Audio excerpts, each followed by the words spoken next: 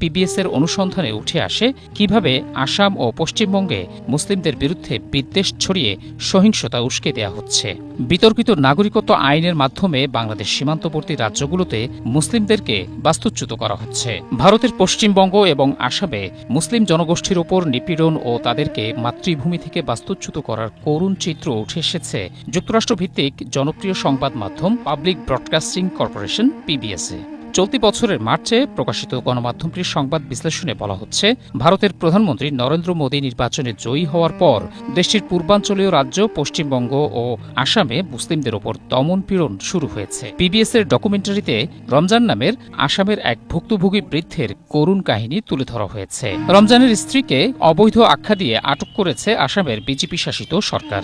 সেখানে ভোটার তালিকা থেকে তাদের নাম বাদ দেওয়ার পর এখন নাগরিকত্ব প্রমাণ করতে বলা হচ্ছে। অথচ রমজান ও তার পূর্বপুরুষ যুগ যুগ ধরে আসামে বসবাস করে আসছেন। স্ত্রীকে জেলে নেয়ার পর হয়তো বাংলাদেশে পুশিং করা হতে পারে বলে আশঙ্কা তার। রমজান জানান, 50 বছরের দাম্পত্য জীবনে কখনো স্ত্রীকে ছেড়ে থাকেননি তিনি। তাই প্রিয়তমা স্ত্রী থেকে আলাদা হওয়ার ভয় কুড়ে খাচ্ছে তাকে। কি করবেন, কোথায়, কার কাছে যাবেন তা জানা নেই বৃদ্ধ রমজানের।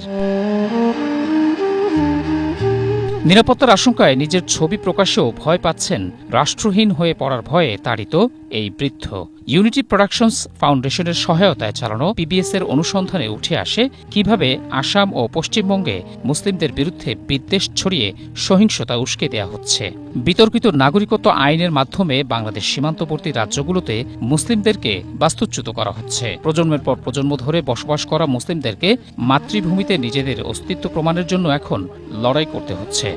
পশ্চিমবঙ্গে নির্বাচনের আগে পুনঃযাচাইয়ের নামে প্রায় 91 লাখ মানুষের নাম ভোটার তালিকা থেকে বাদ দিয়েছে মোদী সরকার, যাদের বড় একটি অংশই বাঙালি মুসলিম। কট্টর হিন্দুত্ববাদী নরেন্দ্র মোদীর বিজেপি পশ্চিমবঙ্গে সরকার গঠনের পর রাজ্যটিতে বাংলাদেশি আখ্যা দিয়ে ব্যাপক ধরপাকড় চালানো হচ্ছে। এসব মানুষকে বন্দী করতে রাজ্যের প্রতিটি থানায় থানায় হোল্ডিং সেন্টার নামক বন্দিশালা তৈরির নির্দেশ দিয়েছেন কেন্দ্রীয় স্বরাষ্ট্রমন্ত্রী অমিত শাহ।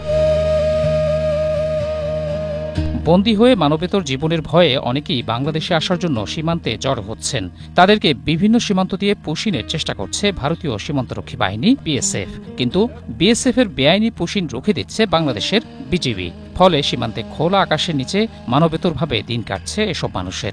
ভারতীয় বাহিনীর এমন অমানবিক কর্মকাণ্ডে বিশ্বজুড়ে ব্যাপক সমালোচনার জন্ম দিয়েছে। খোদ পশ্চিমবঙ্গের মানবাধিকার সংস্থা এপিডিআর বিএসএফ-এর এমন বেআইনি কর্মকাণ্ডের বিরুদ্ধে ব্যবস্থা নিতে জাতিসংঘের হস্তক্ষেপ কামনা করেছে।